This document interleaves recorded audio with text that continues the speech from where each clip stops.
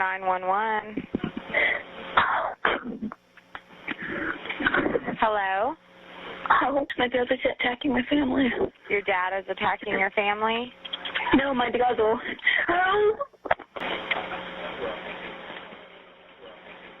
I tried to stab mom. You stabbed your mom? When she was walking away, I tried to go for a neck, but, Is that when you cut yourself then? yeah, I think right after that. Where did you stab her? I tried to go from behind and cut her back. Did you cut her? I think so, yeah. Yeah. I would call him back in James Egan Holmes. James Egan Holmes is a guy that shot up the theater. In Colorado? Yeah, he killed 12 and, Wow. How many were killed in Columbine? Columbine, I don't know, like 15, I Okay. think. Did you guys have a goal? Did you have a number? He just wanted, I think he wanted to kill like 50. Okay. I have a goal. He just wanted to be famous. What did you want? Me? You keep talking about what he wanted. What did you want? Teen coverage this evening. One of the brothers accused of murdering his 5 family members in Broken Arrow. 5 members of a Broken Arrow family murdered. One member of the family, a 12-year-old girl, survived and identified her brothers as the killers.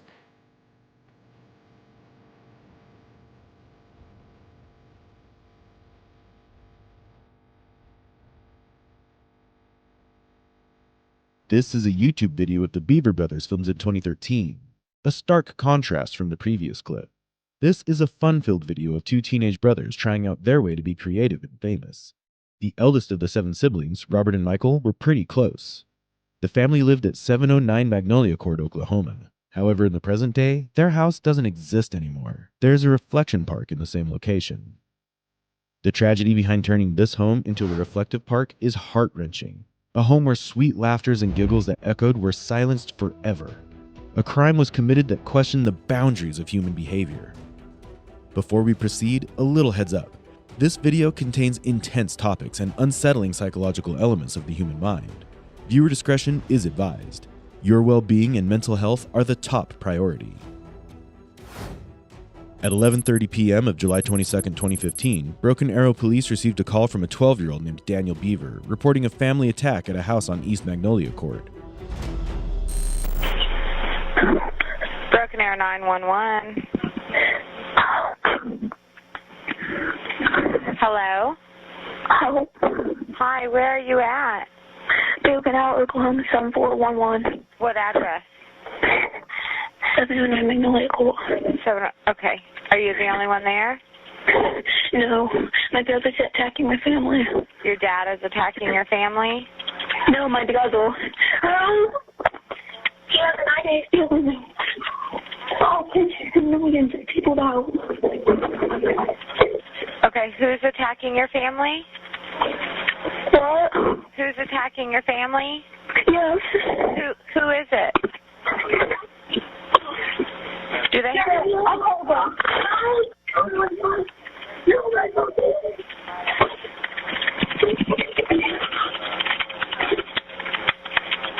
Are you there? Hello? These were Daniel's last words, as just after the call, he was stabbed 21 times by his elder brother, Michael. Upon arrival, they discovered 13-year-old Crystal with multiple stab wounds, who identified her brothers, Robert and Michael, as the killers.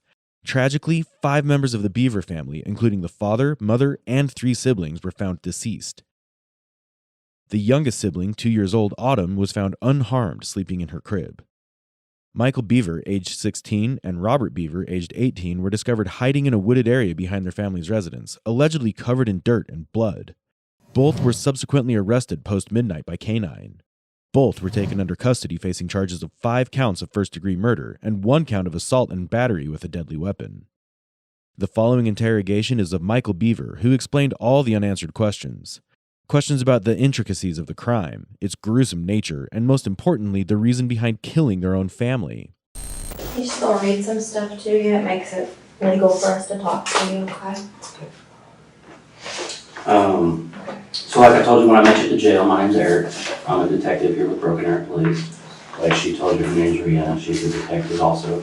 And we just want to spend some time, maybe talk and discuss some things. And maybe ask you some questions, let you ask us some questions, and make sure we're all comfortable with what's going on, and then we'll go from there. Does that sound good? Okay. In Michael's interrogation, his demeanor appears notably anxious and fatigued, with visible signs of nervousness in both his facial expressions and body language. This suggests that he may be experiencing significant stress or discomfort during the questioning. Considering Michael's age and also the gravity of the crime, Detective Eric Bentz adopts a reassuring and persuasive tone to make himself more approachable towards Michael. However, the subtle assertiveness in his body language also sets the intention of the interrogation clear to Michael. Okay, so you've probably heard or seen this on TV before, but it's your notification of rights, it's your Miranda rights. And so I'm going to read them to you, but I want to sit here where you can see the paper, because what I'm going to do is I'm going to read 1 through 5 right here. And so I'll read them and you kind of can look at it with me. I want to make sure you understand all these. You have the right to remain silent. You do not have to answer any questions or make any statement. Anything you say can will be used against you in court. You have the right to talk to a lawyer before we ask you any questions, and you have the right to have a lawyer with you during questioning. If you cannot afford a lawyer and want one, the court will appoint one for you before you are asked any questions. It's hard to read it sideways. If you want to answer questions now without a lawyer being present, you may do so. You have the right to stop answering questions at any time. So you understand what those are saying? Basically, if you want an attorney, just tell me. If you don't like any of the questions I ask, just tell me to stop. If you get uncomfortable, we'll stop whenever you want. Kind of, you're in control. Does that sound good? Okay. So what I want you to do is I'm going to read this waiver to you right here, and you look at it as I read it to you, because I'll make sure you understand it. It says, I have read the statement of my rights shown above. I understand what my rights are. I'm willing to answer questions and make a statement. I do not want a lawyer present at this time. I understand and know what I am doing. No promises or threats have been made to me, and no pressure of any kind has been used against me. So if you agree with that statement that I just read to you that you're looking at, if you'll sign right there for me. I don't know how well I can do my signature, but Yeah, just whatever you can do the best. Okay, that's all we need. So you put high school for your formal education, Yeah. And are you presently on any drugs or medication? You answered no. Are you under the influence of alcohol? You answered no. And you do read and speak English, obviously. You put yes. Yeah. Sound good? Okay. Do you take any prescription medications? As Detective Bentz reads out Michael's rights with patience, Michael responds with frequent head nods and direct eye contacts, suggesting that he wants to actively engage and cooperate throughout the interrogation. He decided to cooperate because he was already aware that the police knew he was directly involved in the crime. Well, man, I'm just kind of got thrown into this, so I was hoping maybe you could kind of just go back at the beginning when all this started and kind of tell me what happened, because I need kind of the details so we know and understand what you went through and stuff. okay, can I put the very start? Mm-hmm. Okay, about 2 months ago Okay. is when we first really started talking. So when you say we, who are you talking about? Me and my other brother is also. Your brother? Yeah, who's he has to do with me? And what's his name? Robert. Robert? Okay. And how old is he? 18. Okay. All right. Go ahead. Sorry. A couple months ago, I think back to the start of this year, we started talking about voodoo and rampage and stuff like that. Okay. And I didn't take it seriously at first, but then he started buying a body armor and stuff. Where did he buy body armor from? eBay and Amazon. Oh, okay. Yeah, legal. Does Yeah. he have a job? He did at Mike Tech. He quit at the start of the year. And basically, it just kept escalating. He kept getting burned, and he asked if I wanted any, and I said yes, so he got me my own set. Okay. And then about a month, about June 30th, is when he came to me and said he found out that he can legally buy guns without permit in Oklahoma, that he could. Okay. And that's when he started planning. Michael's response to the first question related to the crime, marked by a deep sigh, suggests a degree of emotional weight or hesitation. As Michael continues to describe the planning of the crime, there is a noticeable shift in his voice and posture. His voice becomes clearer, and there is a hint of passion, which suggests that he is becoming more emotionally invested or engaged in sharing the details of the planning. Okay. Or something. And then he bought, I think it was 250 shotgun rounds Okay. on eBay. not eBay, but some On site. some website? They think he bought close to 1,000 rounds for the Glocks. Wow, okay. And But he's he's supposed to get still, her today. oh, so he was supposed to have to pick those up. Yeah, he was supposed to pick them up today. While Michael informs detectives the details of the weapons and the ammunition that Robert bought, Detective Bentz gives a surprising expression with the word wow. This expression may genuinely reflect his astonishment at the amount and nature of the weapons and ammunitions discussed. It can also be a deliberate strategy to take out more information from Michael. By expressing surprise or amazement, the detective is probably attempting to create an atmosphere where Michael feels encouraged to share additional details. In this case, the response is quite spontaneous, and thus it's most likely that the detective is surprised more than strategic.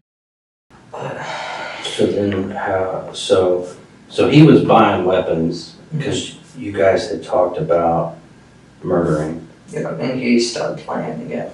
Okay. And I went along with it because I didn't see the other way. I thought I wouldn't want to do it. I very quickly learned tonight that I didn't. Okay, that you didn't want to do it? I don't want to do it. I didn't, just because I didn't kill anyone. Okay. I stabbed someone. Who did you stab? My younger brother, Christopher. Christopher. How old's Christopher? 9, I think. What did you stab him with? My knife. What's your knife look like? It's green, kind of like camouflage, honestly, not with. On where your hand goes or where the blade is? It's camouflage? Yeah, it's all camouflage. Oh, the whole thing? Yeah. How big is it? Show me how big it is. I think it's about this big. Okay. Mandible. So what was Christopher doing when you stabbed him? He was laying on the bathroom floor. Robert was also stabbing him. Robert asked me to go over and help him. So I stabbed Christopher and then, Where did you stab him? side of the neck. Really? Okay. You okay? Yeah. You okay? Let me know if you need a break or anything, okay? I'm good. So was Christopher still alive when you stabbed him? Yes. What was he saying and doing? He was just screaming. Screaming. Did you say he was in the bathroom? Yeah, I was next to the toilet. Michael in this section admits his direct involvement in the crime by confirming that he stabbed Christopher, one of the victims. This confession is a significant development in the interrogation. Although Michael's statement that he didn't mean to kill Christopher suggests a complex emotional response such as remorse or regret for his actions need to be considered. Additionally, Michael looks visibly uncomfortable while explaining the details of how he stabbed Christopher. It suggests that saying these details out loud may be emotionally distressing for him, and he may be struggling to confront the reality of his actions. So, you know. Why did he want to do it? Kill people? Yeah. Well, mainly 2 reasons, I think. It's, because he just, he says he hates everyone. He thinks society is pointless, and so he wanted to kill people. Now, And also he wanted to, beat the kill, amount of other famous people like Columbine and James Egan Holmes. Okay. Did you kind of feel that way too, when you guys were talking earlier, Yeah. do you have a problem with society too, you think? No, I just... Or you were just more like the number of people getting killed was kind of interesting and exciting? Yeah. Okay. Here, Michael initially confirms the inspiration for their violent plan to Robert's hatred for society and its insignificance. A notable contrast is evident when Michael is asked if he shares the same feelings about society as Robert. He confesses that his primary fascination was with the number of people they could kill and that he didn't have a strong concern for society.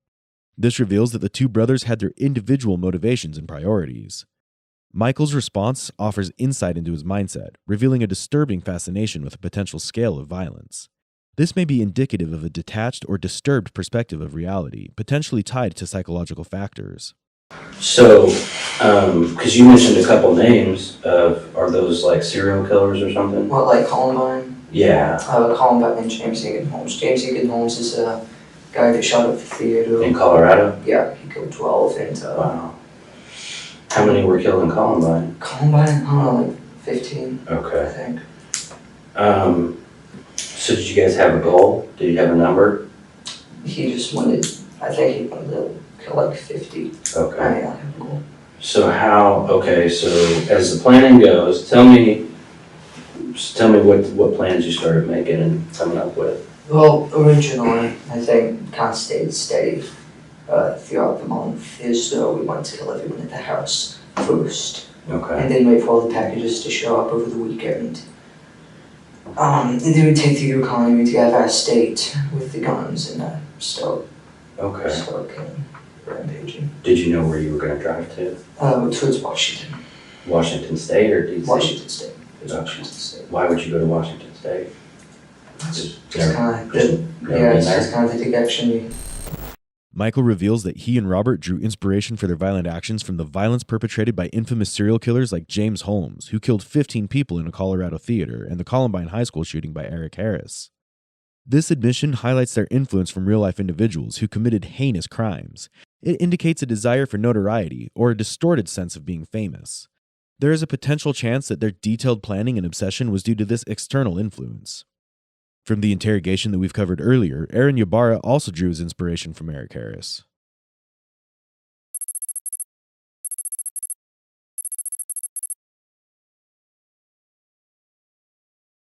How long have you had these feelings? The evil feelings or the good ones? Both. Since I was 13, the good feelings, until 23 when my stuff got taken away. My bedroom furniture got taken away. So in the last 3 years, you've started having these bad feelings? Yeah. And can you describe the bad feelings to me? I just felt nothing but hate, 100% hate towards the world, towards everyone. I threatened to massacre the local bar once because I just wanted everything and everyone to die. And then Columbine came to mind. I don't know how, but it just hit me. When I was watching the news when I was a kid, Columbine, like Eric Harris just came into my head. The mastermind of the shooting. Right. And I kept identifying with him ever since the past 3 years because he just made everything so exciting. He made hate so exciting. An outright example of how this news has a negative influence on teenagers. So then kind of what happened is, you guys started getting all that stuff together and Yeah. throwing things away. And Yeah, and we doing all the packages and the holsters, alibis, all that stuff was going to get healthy on Amazon. And so we set a date. So was the plan to use the knives at first on the family? Here's the next one. Because the guns weren't going to be here till later on? Yeah, and the guns would be too loud. Oh, I see. So going to use the knives on the family, which obviously did not go as planned. Yeah. Thank God. Yeah. I just hope nobody saw us right now. Like, we didn't hope more people. I didn't. Yeah.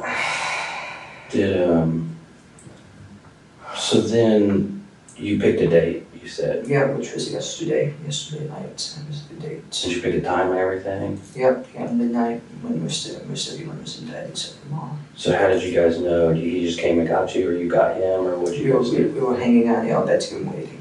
Okay, and so... How'd you pick the date? It involved with the packages and stuff we have. Because, all the ammunition, he didn't want them to see that. So we killed him the day before the ammunition got held, the day after we moved.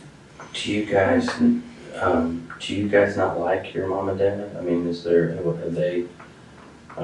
Most teenagers don't like their parents, so I can understand that. Yeah, Mom was okay, but Dad was a little bit, Just a little bit too much. Yes. In this section, Michael reveals that they chose the attack date based on the ammunition delivery, with Robert's motive being to hide it from their family.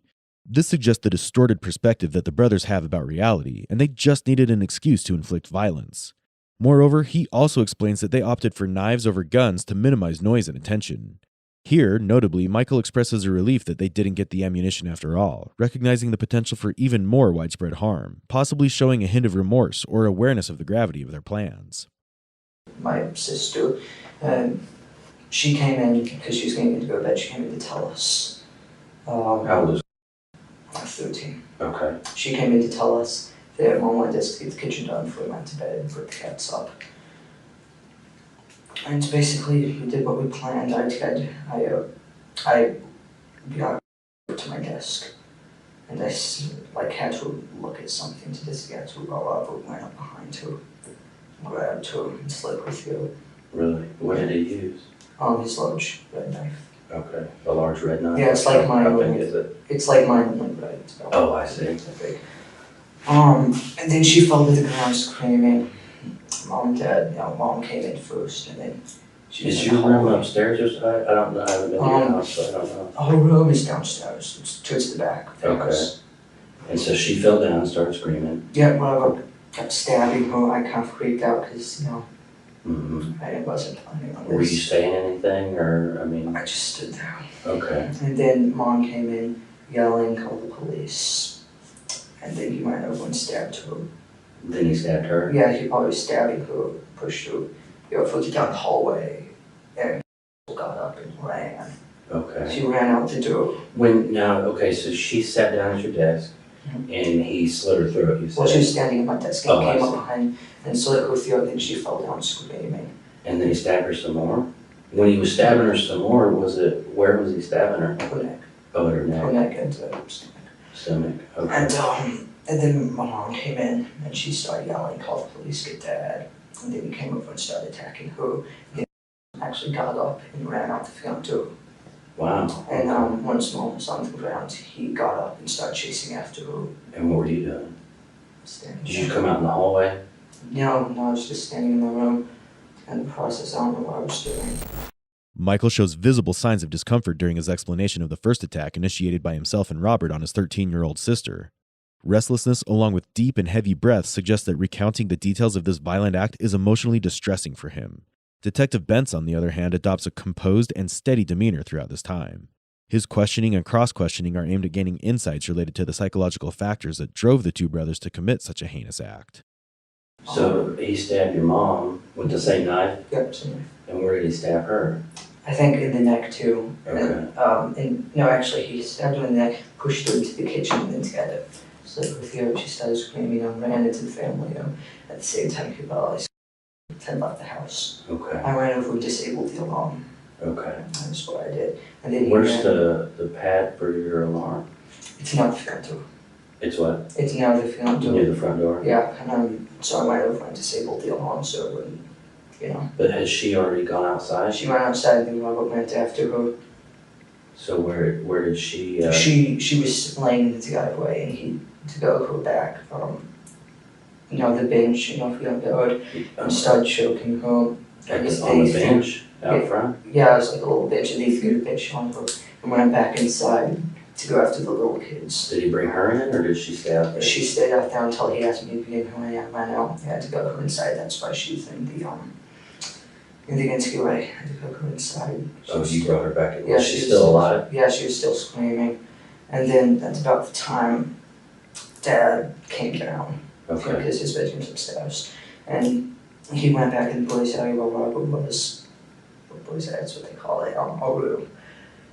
And they started attacking Dad. They got a little bit of a fight.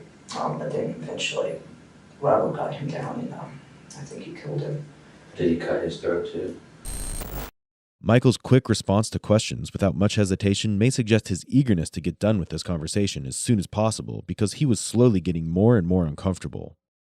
Detective Bentz recognizes Michael's discomfort and employs a calm and reassuring tone in response. By adjusting his tone and demeanor, he attempts to convey understanding and empathy, emphasizing the importance of discussing the details. This approach aims to create a supportive and non-confrontational atmosphere, encouraging Michael to share more openly. Daniel was in his room, which is down the hall, and I was like, "Let me." How old's Daniel? I think it's 12. Okay. And I was like, "Let me in," and he let me in. He was sitting there on the phone with the police. I grabbed the phone, which is my phone. I got my phone, and then I ran into the kitchen and I smashed the underground.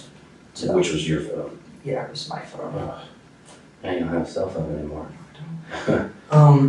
And then I went back down, and and Daniel and Christopher locked himself in the bathroom, Daniel locked himself in Dad's office.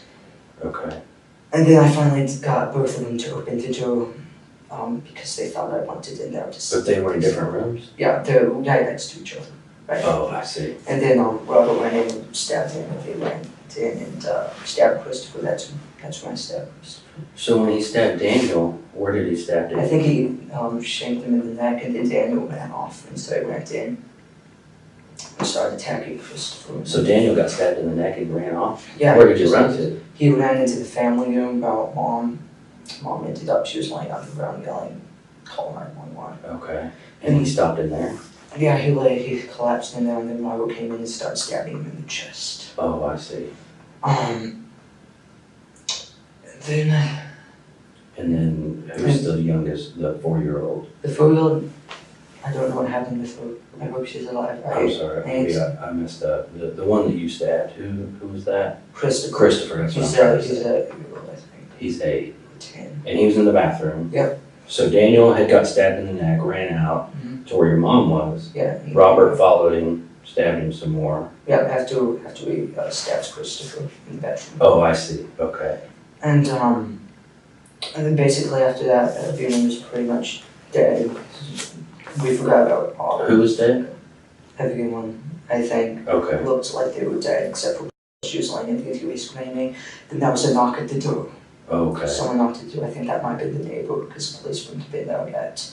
And then they just kept knocking on the door, so we turned around, I grabbed on, put my soft vest and heavy vest on, I was carrying the plates, I put my helmet on, and then we went out the back door of Darren's office, climbed over the fence, went down into the park, and started cutting through the woods. Okay. We both collapsed. I think so, we were just sitting there. Michael's inability to maintain direct eye contact suggests discomfort or unease while discussing this part in the interrogation. This avoidance of eye contact can be indicative of internal emotional conflict, guilt, or reluctance to confront the severity of his actions. Michael's description of how he lured his younger brother and subsequently stabbed them with little apparent remorse is chilling. The remorseless nature of the crime committed by Michael reveals a disturbing detachment from his closest people. Michael providing a detailed account of the final phase of the crime, including the escape to nearby woods to hide, indicates a willingness to cooperate with the interrogation process. Can you okay, I'm a little bit lost, I think because there's too many people in this house. There's you, there's Robert. Yeah. Okay, you're 16, he's 18. Then who's next? Yeah, she's the third oldest. She was the first one. Okay. And then Daniel, And then Christopher. then Christopher, And then Victoria. Victoria. And then She's 4. Yeah, Victoria's one. Okay, and what's mom's name? April. April? April Beverham, unmarried maiden name, I think you call it, is Sharp. Sharp? Yeah. Okay. Okay.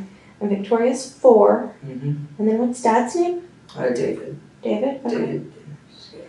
And then, are there any other kids? How many kids is that? That's... Then there was, she's a baby, she's about to turn 2 toddler. She was up in her bed. Okay. I think he forgot about her. And I think she stayed asleep until the police came. Okay. I saw them give her out, so she's okay. So you saw them carrying her out? Yeah, I was in the car. Was that the plan, was to kill her too, though? He was what kept like one. Okay. Yeah.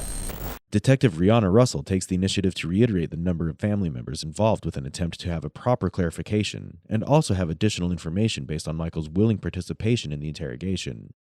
However, Michael shares a disturbing revelation. He told detectives that they had initially planned to kill even the youngest sibling, Autumn, but that Robert forgot about her. This detail explains the level of premeditation involved in their actions, while also revealing a lapse in their plan. Michael also mentions seeing the youngest sibling safe in police custody when they were arrested. This suggests a degree of concern or relief regarding her well-being, adding complexity to his emotional state and motivations.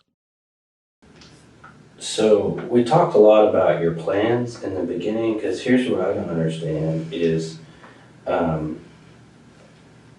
as you and Robert are kind of planning things out, I mean, because you seem like a really smart kid, and that you kind of, I mean, it seems like you had some pretty detailed plans. You guys had good equipment and weapons. And it seems to me, and tell me if I'm wrong, but I would think that as you guys plan this out, you had maybe more specific plans, like Robert was going to kill this person, and you were going to kill. So who were you supposed to kill? I was supposed to take my pistol crossbow. Who was supposed to shank his son? She was supposed to die quietly.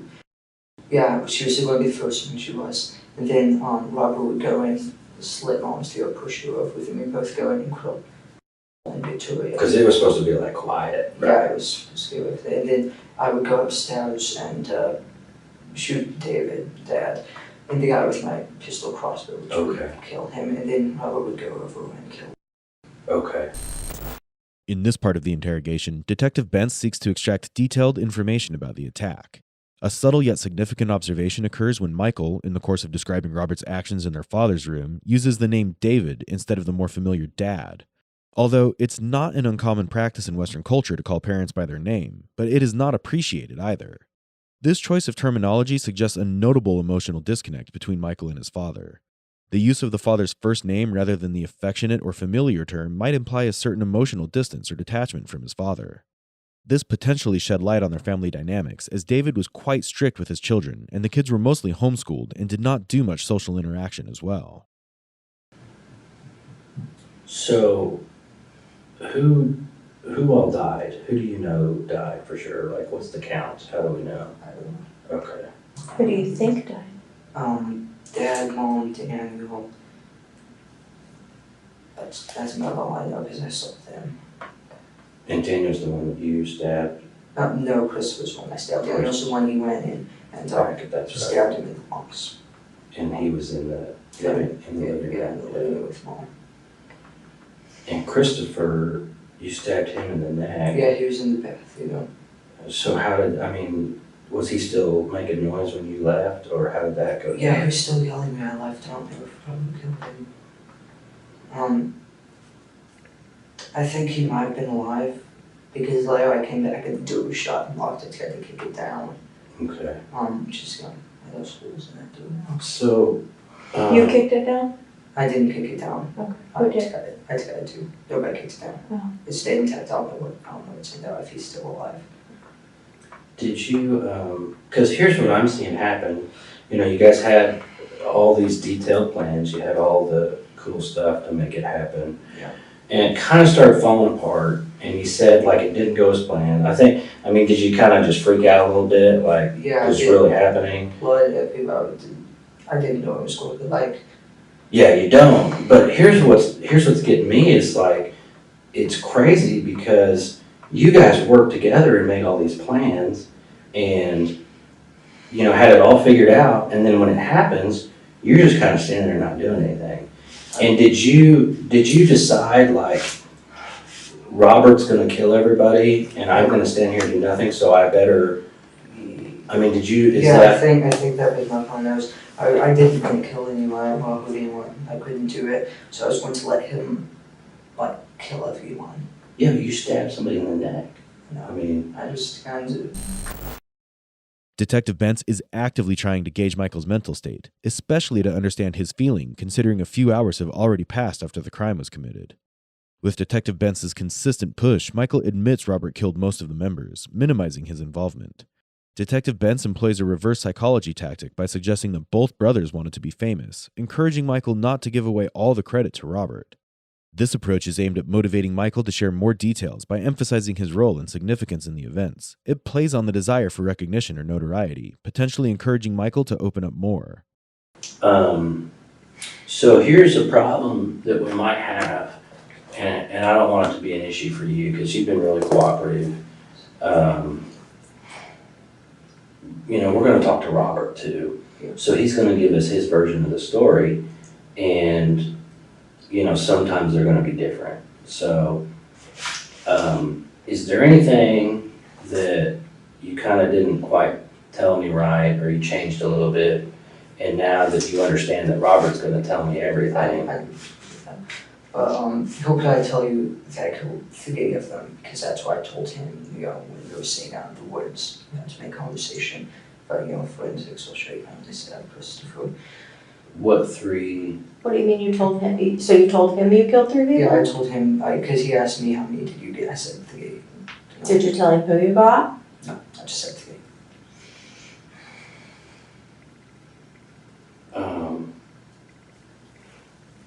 So do you, I guess this is my question for you. Do you think it's a lesser sentence if you killed 1 or if you killed 3? No. Okay.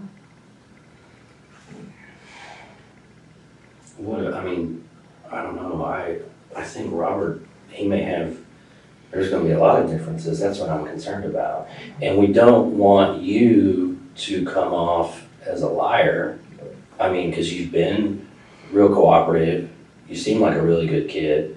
You know, you graduated high school early. You're designing games. I mean, there's all kinds of stuff you got going on. And so I don't want people to get a bad opinion of you and think that you're the type of guy that lies to police when he's kind of caught. You know what I mean?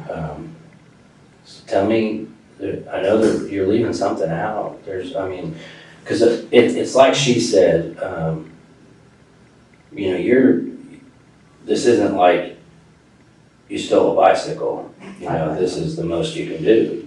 You know, so it's a big deal. But a lot of people, when they talk and think about this thing, your honesty is a big deal, and how you handle yourself from here on out.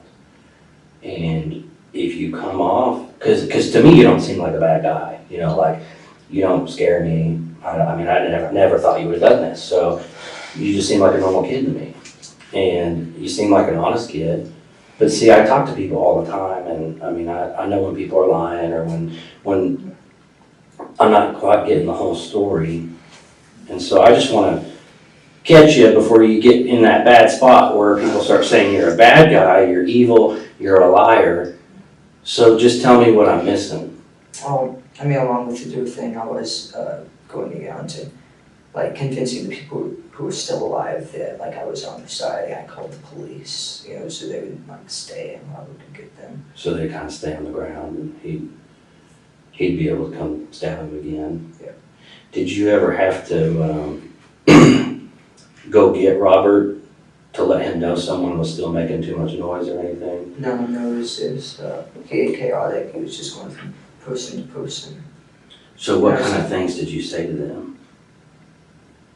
But the only things I said to them was when I was trying to convince them that I was with them, so they would, you know, come to me and could kill them. Okay. And that's all you think that he might tell me different? Is he gonna lie to me?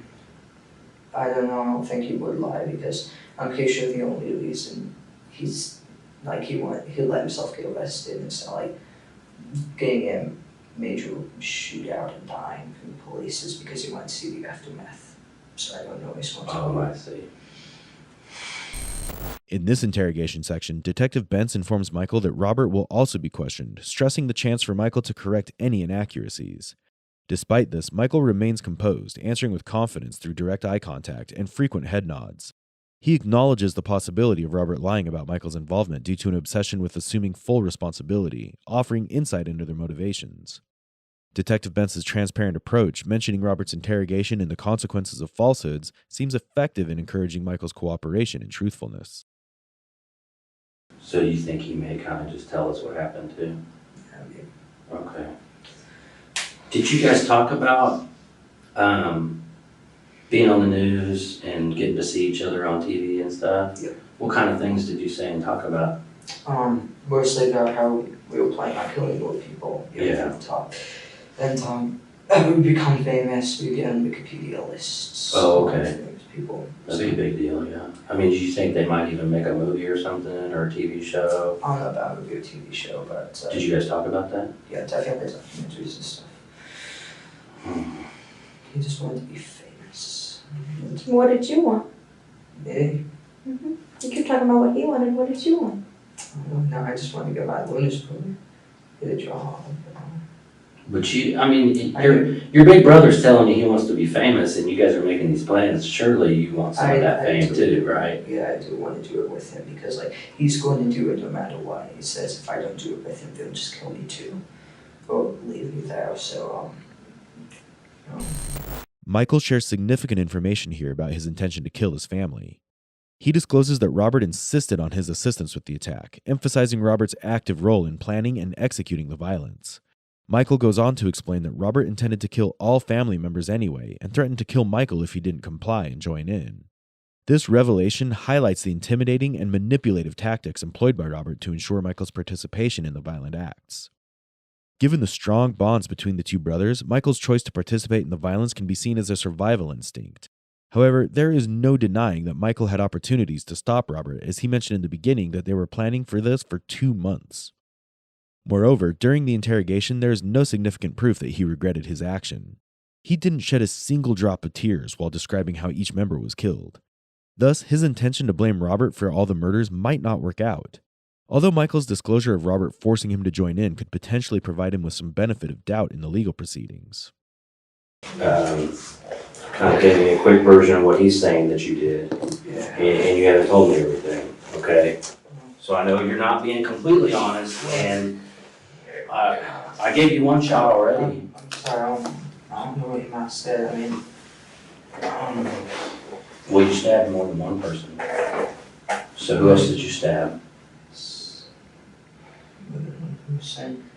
Or you stabbed more than just one time? Oh, I stabbed Christopher more than one time. How many times did you stab him? I think twice. Because you don't think we're going to know that? Stop thinking and go with what you know. You mentioned forensics a minute ago. I know.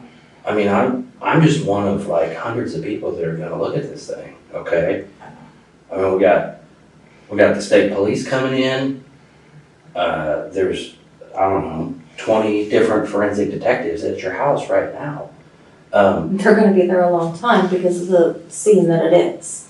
So everybody that you killed and every single stab wound that you inflicted, we're going to know about. And this is your last chance to just kind of let us know, to be honest, to man up and tell us exactly what you did and start making it right. I hit Christopher. I did not stab Victoria with Daniel. You did not stab Victoria. I tried to stab Mom. You stabbed your mom. When she was walking away, I tried to go for her neck, but, you know. Is that when you cut yourself then? Yeah, I think after that. Where did you stab her? I tried to go from behind and cut her back. Did you cut her? I think so, yeah. Yeah, this doesn't seem like something you have to think about. I know you're still kind of dealing with it. And I wasn't there, I wasn't the one doing it, but you don't have to think about it. You know what you did. So you cut her neck, you stabbed Christopher in the neck. How many times did you stab Christopher? 2 or 3, I think. And who else did you stab? Besides Mom. Because here's the thing, everybody's been stabbed, and you both had knives, and we know you both stabbed everybody. So you guys are kind of at the same level, and so now it's who's going to be honest and make this right, and who's a liar, okay? Which one do you want to be? I'm not. Okay, so you're a man of your word? Yes. Okay. And do you want to make this right and do the right thing at this point in time? Yes. Okay. What else are you missing? You want to start over then? Come on. You tell us where you need to start. He stabbed. I didn't stab. I was stabbed through a window. Detective Bentz's direct confrontation with Michael about his role in the crime creates a pressure on Michael and a sense of urgency to address inconsistencies in his previous statements. Michael's nervousness becomes apparent in his facial expressions as he faces this confrontation. With forensic evidence and Robert's confession, Michael's defense finally starts to crumble. This shift in his narrative is a response to the change that Detective Bentz made in terms of the intensity of his assertiveness in addressing Michael. You only stabbed your family because they were in the way? Towards the bigger plan? Well, the reason we was trying to kill family is, they were in the way and, higher count. Just to start off with a big count. So is this all a game? This higher count, I'm confused. Is this a game? It's more like trying to become famous, trying to get, set a record. Did you, now, because you said this yourself, you told Robert you killed 3, Yep. And so now we're stuck at the point where you've told us you stabbed Christopher and your mother. Mm-hmm. Is there one more person that you stabbed and you didn't mention earlier? No. Okay. I can stick to my one that I ain't stabbed anybody else, but this one nothing. How do you feel about what you've done now? I didn't like it the minute it started. I mean, how do you feel about your mother? I mean, you watched her get stabbed, you cut her throat yourself, and you watched her bleed all over the place and scream. How does that make you feel? Not think about it. You don't want to think about it? And Christopher, your little brother, I mean, you stabbed him in the neck. What has he ever done to you? So he's just a number. Yes. And how do you feel about that now? It's pointless. It's what? Pointless. Pointless.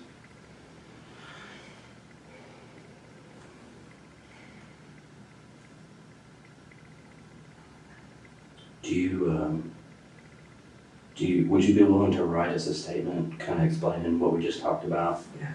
Kind of starting at the beginning.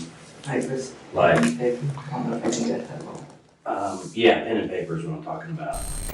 In this concluding part of the interrogation, Michael finally admits to a sinister motive. The family's murder was just the start of a plan for mass killings, driven by a desire for fame through violence. When asked about his feelings regarding the violence against his mother and his little brother, Michael acknowledges his discomfort and emotional detachment, possibly stemming from deep-rooted psychological issues and disturbed family dynamics. He also reveals that at the time of the crime, he dehumanized them as just numbers in order to get famous, but now he recognizes the pointlessness of it all, hitting at a sense of regret. Although 3 years after the crime took place, Michael received his court verdict on May 10, 2018. The jury, after more than 5 hours of deliberation, found Michael Beaver guilty of killing his parents and 3 younger siblings, as well as attempting to kill his then 13-year-old sister, who survived and became a key witness for the prosecution. The verdict was delivered based on the testimonies provided by Crystal Beaver and a wealth of evidence, including the interrogation footage. When Judge Sharon Holmes read the verdict, it had a profound impact on those present in the courtroom. Many of the jurors openly wept as the verdict was announced. Michael, upon hearing the verdict, fell to the floor and had to be assisted back into his seat by a sheriff's deputy. This dramatic moment marked a significant turning point in the legal proceedings surrounding the tragic case. Robert Beaver ultimately pleaded guilty to all charges and received a sentence of life imprisonment without the possibility of parole. Michael Beaver's trial commenced on April 16, 2018, and he was sentenced on August 9, 2018 to life in prison with the potential for parole. This case left a deep trauma in the hearts of the people of Oklahoma, particularly within the Broken Arrow community. The gruesome nature of the crime made neighbors uneasy and disturbed by the sight of the property. It served as a daily reminder of the tragedy, turning a once vibrant family home where children played into a place haunted by dark memories for all who bore witness to it. Consequently, the city council made the decision to transform the property into a reflection park. As the city councilor Mike Lester expressed it, this place is a place that nobody wishes to remember, but one that nobody can ever forget. The park was an attempt to bend the perspective and create a positive narrative as a closure for this case. As we conclude this harrowing case, we are left with a profound sense of the impact that violence and tragedy can have on a community. The transformation of a once happy family home into a haunting reminder of the past serves as a stark reminder of the fragility of our lives and the enduring power of memories. As we reflect on this case, it prompts us to ask some challenging questions. Did the Beaver brothers consider the consequences of their plans? Did Michael kill his little brother Christopher and his mother just to save himself from Robert? Or did he have personal motivation in terms of gaining fame? How does a community heal from such deep wounds? If you have any such case that you want us to cover, add them below in the comments section. Like, share, and subscribe to our channel for more such content.